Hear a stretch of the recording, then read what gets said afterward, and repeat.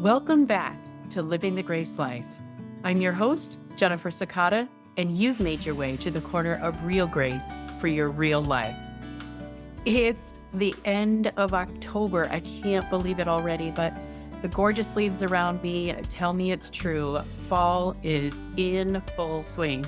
I don't know where this podcast finds you living, but where I live in central Illinois, it is gorgeous. The colors are literally on fire. The sky in the morning and at night is radiant like we don't see any other time of the year.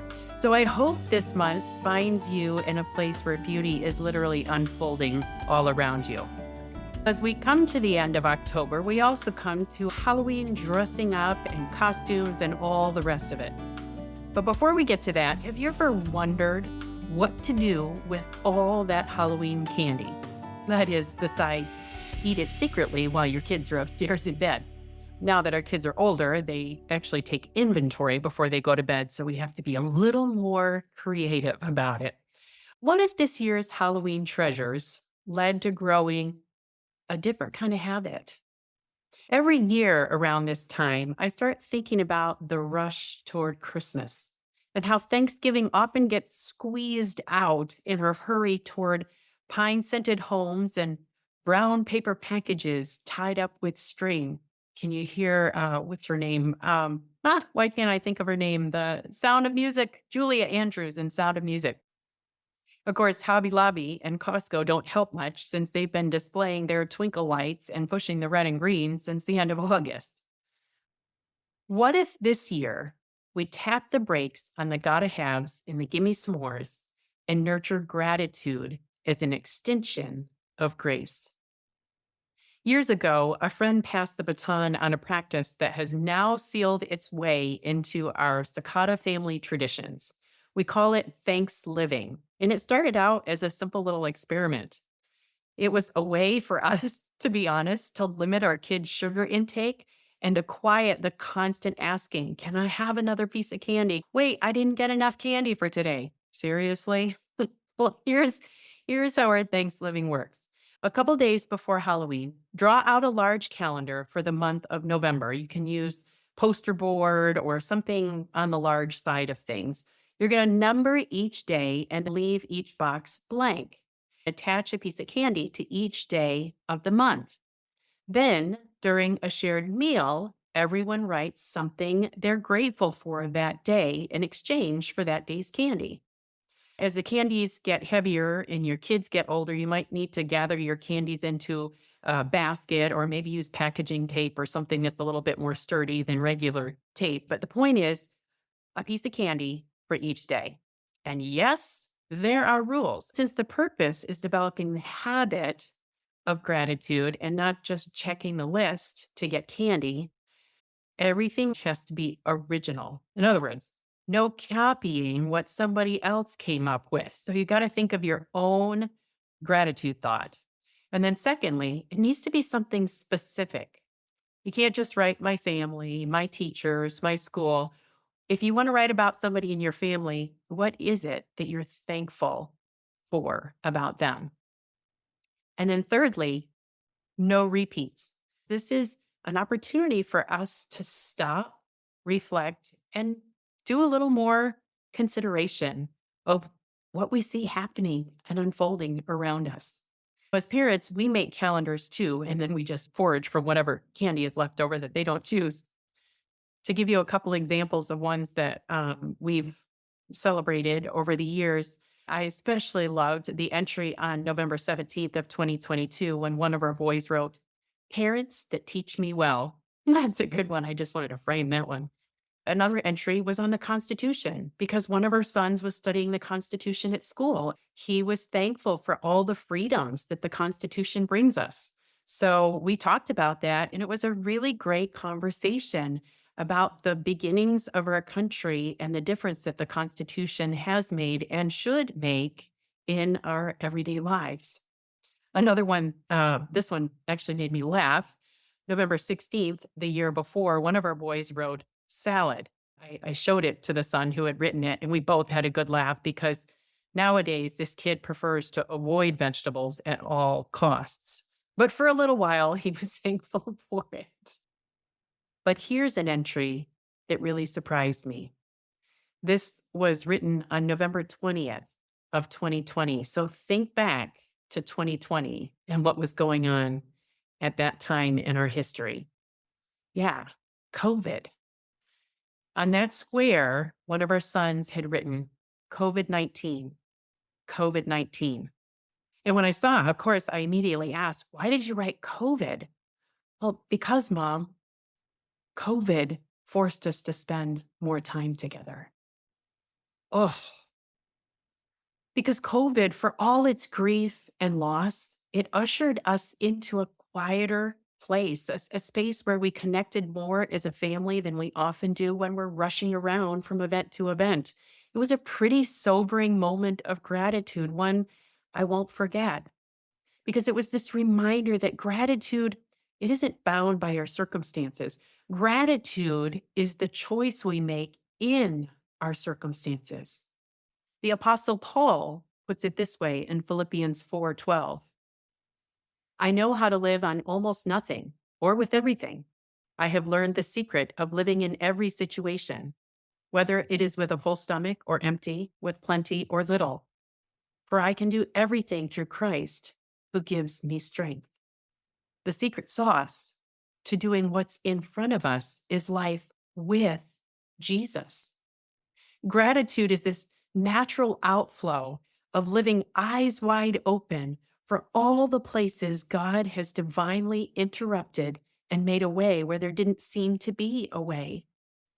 Gratitude helps us live with a softened heart, even amid the hard, believing that God is present in it no matter what. And what's astonishing about this is that Paul wrote these words to the Philippians from behind bars. He was in jail where he had little choice about what he ate or when it came, what kind of clothes he wore, or whether those clothes were warm enough. Being honest, I'm not sure I'd be so grateful living in such captivity. But living our thanks has this way of changing us. In the 7 years we've been intentionally thanks living during November, it's helped us live our thanks more consistently the rest of the months of the year. Now, if you join us for dinner, you'll hear any number of ways that we're not so grateful. But I think overall, we are slowly becoming a more contented family because we're practicing gratitude more and more. And there's a reason for this. I love that brain science is finally catching up with dog science. There's this growing body of modern research that consistently points out what God's been telling us all along, that gratitude impacts our brains and how we live. The brain has neuroplasticity, which simply means it can learn and adjust as we process information. Like learning the ABCs or how to tie our shoes, our brains adapt to what we take in based on our experience. And here's what's fascinating to me. Neuroplasticity brings about actual physical changes in the brain. It's kind of like a rewiring that's based on repeated inputs. And when that repeated input is gratitude, the brain stimulates pathways that reinforce these feelings of satisfaction and contentment. In study after study, gratitude has been shown to lower blood pressure, relieve stress, and increase feelings of calm and peace. Can you imagine if you went to the doctor feeling stressed and having high blood pressure, and he or she wrote out the script for you with a simple word, gratitude? That'd be pretty funny, but there's truth in it. Numerous studies have observed that when we express gratitude, our brains actually release dopamine and serotonin, which make us feel good, and they impact our perspective on everything else that's coming in. Every day, the information we take in, our experiences, and our daily habits are forming pathways in our brains that either nurture health or slowly disintegrate it. Now, of course, our brains are more nuanced than a mathematical equation where A plus B equals C. People with positive attitudes and a bent toward gratitude still get sick and have health issues. But there is a connection between gratitude and overall health.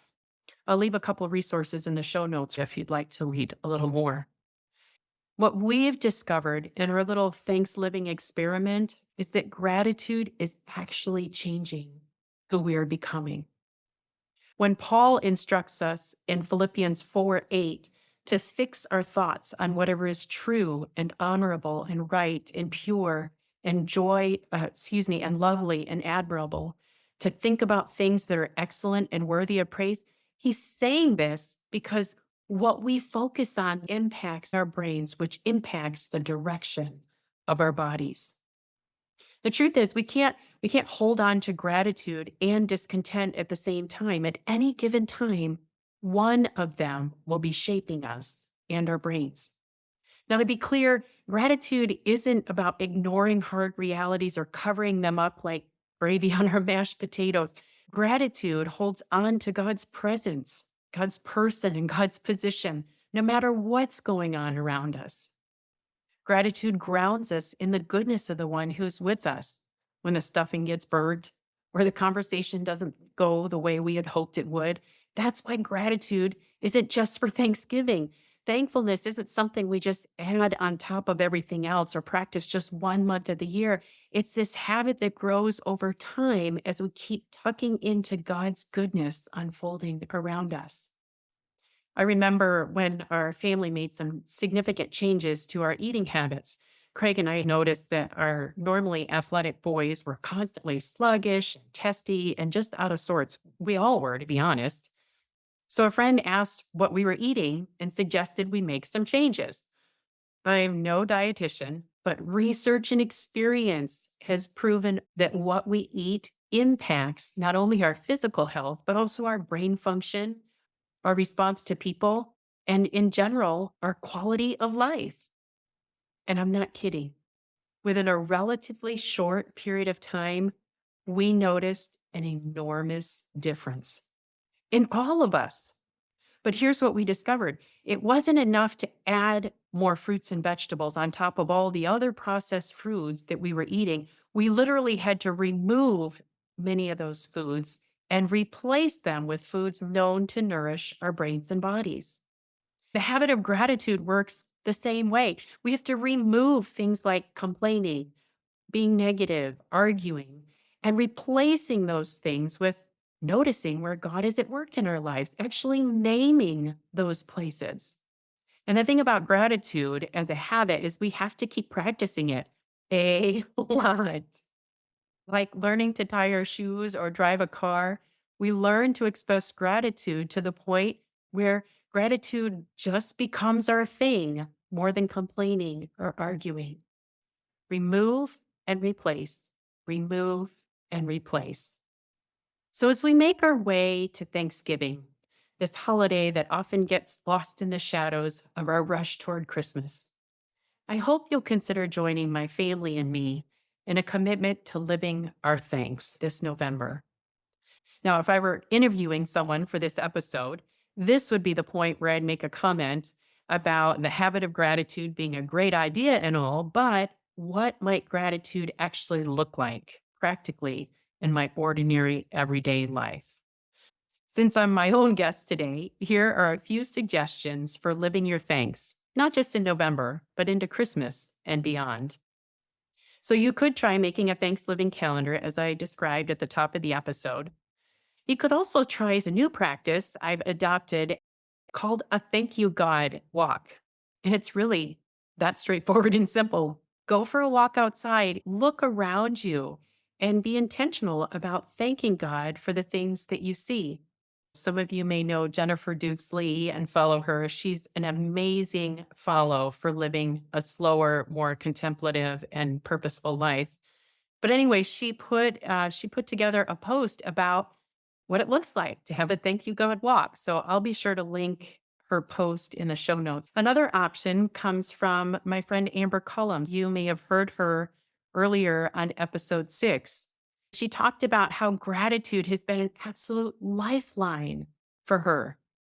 Well, she offers us a freebie, a 4-week gratitude practice, which I highly recommend. I've actually gone through it the last 2 years, and it has changed what I pay attention to.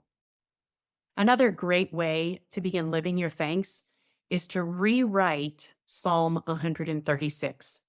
Maybe you've heard this psalm before. Every other line in the psalm says, His faithful love endures forever. What if this month you grow the habit of gratitude by writing your own version of Psalm 136? Every day, think about 10 people or places or circumstances in which you recognize God's hand at work. Write it down, name it, and after each one, write, His faithful love endures forever.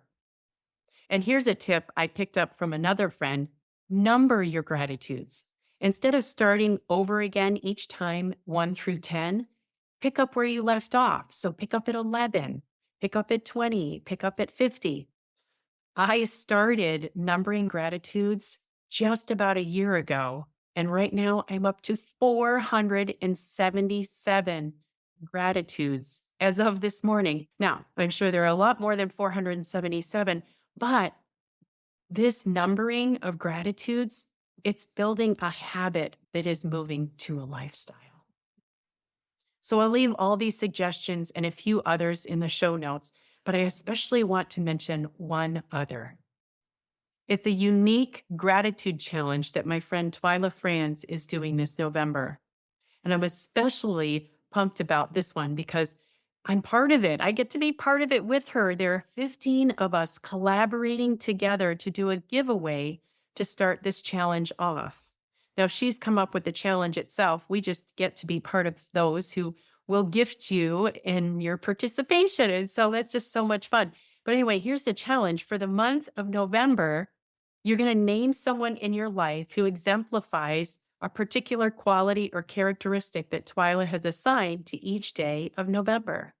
It's literally expressing your gratitude for someone else. It's a win-win because there's good stuff that happens in our bodies and our brains when we express gratitude, and it's just the same for them when they receive it.